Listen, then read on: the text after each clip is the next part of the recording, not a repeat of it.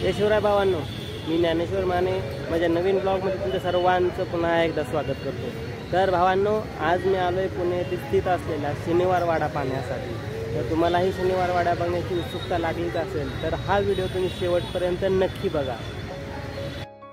शनिवार वाडा ही अत्यंत प्रेक्षणीय असलेली राजेशाही वास्तू प्रामुख्याने पेशव्यांचे निवासस्थान म्हणून बांधण्यात आली। वाड्यातील मूळ निवासस्थानाचा पाया थोरले बाजीराव पेशवे यांनी इसवी सन 1730 मध्ये घातला व वास्तुशांत इसवी सन 1732 मध्ये केली। या बांधकामासाठी 16,110 रुपये इतका खर्च आला।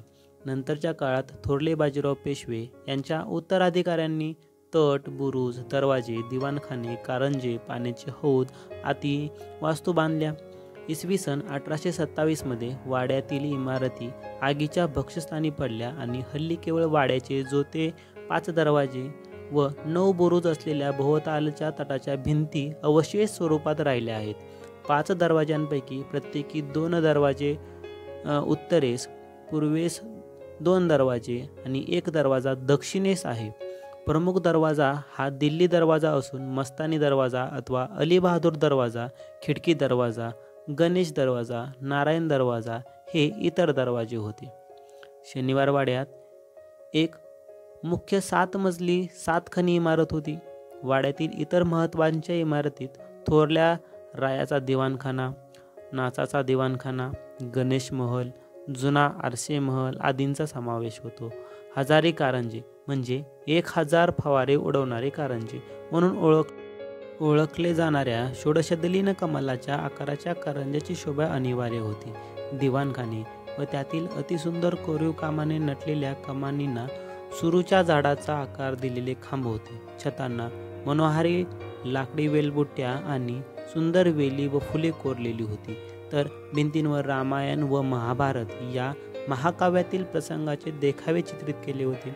शनिवार वाड्याच्या इमारतीची आखणी, बांधकाम आणि त्यातील कलाकुसरीची कामे करण्यात ज्या प्रमुख कारिगरांचा वाटा होता त्यात शिवराज कृष्ण, देवजी व कोंडाजी सुतार, मोराजी पातरवट, मीनाकारीत निष्णात असलेल्या जयपूरचा भोजराज व चित्रकार रघो इत्यादींचा समावेश होता। 18व्या शतकात बांधलेला शनिवार वाडा ही पेशव्यांनी बांधलेली सर्वात भव्य, विशाल आणि डौलदार वास्तू। या इमारतीचा पायाभरणीचा समारंभ शनिवार दिनांक 10 जानेवारी 1730 मध्ये हिंदू रीतिरिवाजानुसार, वास्तुशांत समारंभ शनिवार दिनांक 12 जानेवारी 1732 या शुभ दिवशी झाला। इसवी सन 1758 मध्ये किमान 1000 लोक या वाड्यात राहत असत असा उल्लेख सापडतो। जेव्हा मराठीशाही ही हिंदुस्थानातील सर्वात मोठी सत्ता होती त्यावेळी शनिवार वाडा हेच पेशव्यांचे कारभारी दप्तर होते। त्यावेळी अनेक सरदार, लष्करप्रमुख, राजे आणि देशी विदेशी राजदूतांनी येथे भेटी दिलेल्या आहेत। असे म्हणतात की या 7 मजली भव्य इमारतीच्या छतावरून आळंदीच्या श्री संत ज्ञानेश्वर मंदिराचा कळस दिसत असे।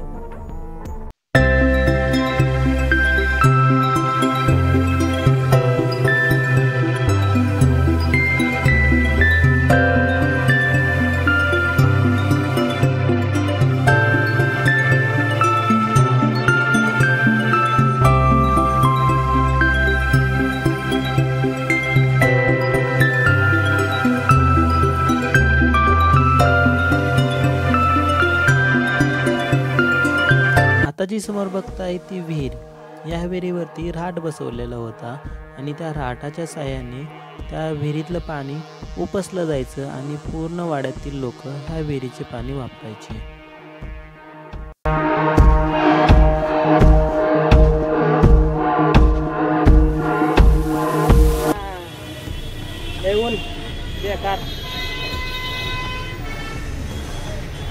पण फिरण्याची हौस, आवड फिरावंच लागतं। आता पुण्यात एवढं गरम वातावरण चालू ना, बस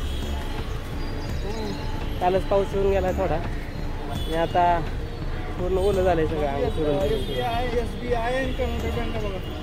ही कामाची माणसं चालूवर बी फोन येते माणसानं फोन घरी ठेवून यावं फिरायला येत ना, मला त्रास वाटतं। तुमचं काय मत आहे कमेंट करून नक्की सांगा मला।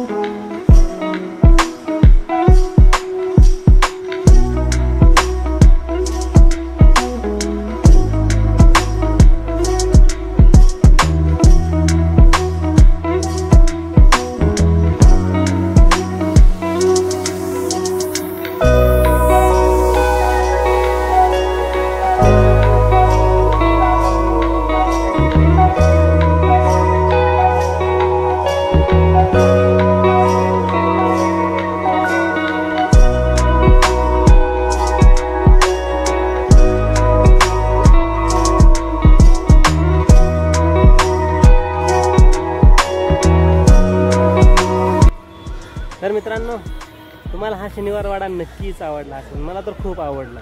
कसं आहे, इतिहासात ही वास्तू एकदम सुंदर होती. पण काही नालायक प्रवृत्तीची जी माणसं होती त्यांनी या वास्तूला जाळ लावला. त्या जाळामध्ये, त्या अग्नीमध्ये ही संपूर्ण वास्तू पूर्ण जळून खाक झाली. पण काही विशेष जे अवशेष होते की जे तुम्ही पाठीमागे बघता, हा समोर असेल तो वाडा किंवा हा पाठीमागचा रंगभवन बघता, ह्यातल्या काही वास्तू अजूनही आहे अशा आपल्याला बघायला भेटतात. ह्या राहिलेल्या वास्तू एवढ्या सुंदर असतील तर मग विचार करा, हा संपूर्ण वाडा जो इथे होता तो जळण्याच्या आधी किती सुंदर दिसत असेल. तर तुम्हाला हा व्हिडिओ आवडला का नाही मला कमेंट करून नक्की सांगा. आणि ज्या वस्तू तुम्हाला माहिती सांगताना राहिल्या असतील की त्यांची माहिती मला तिथे भेटली नाही, त्यामध्ये व्हिडिओमध्ये सांगितलेली जी माहिती आहे ती संपूर्ण माहिती मी इथूनच गोळा केलेली आहे, बरोबर आहे. तर मग मला काय व्हिडिओ आवडले असतील तर मला नक्की सांगा, कमेंट करा, लाईक करा आणि तुमच्या मित्रांना, तुमच्या प्रियजनांना शेअर करायला विसरू नका. आणि माझ्यावरती आणि माझ्या यूट्यूब चॅनलवरती तुमचे असेच भरभरून प्रेम असू द्या. तर यापुढलीही व्हिडिओ बघण्यासाठी तुम्ही माझ्या चॅनलला सबस्क्राईब करून ठेवा आणि जो त्याच्या साईडला बेल आयकॉन येतो आहे त्याच्यावरती ऑलवरती क्लिक करून ठेवा, जेणेकरून की याच्यानंतर जो व्हिडिओ टाकेल त्याचं नोटिफिकेशन तुम्हाला लवकरात लवकर भेटेल. तर भावांनो, लवकरच भेटूया या पुढल्या ब्लॉगमध्ये. जय शिवराय.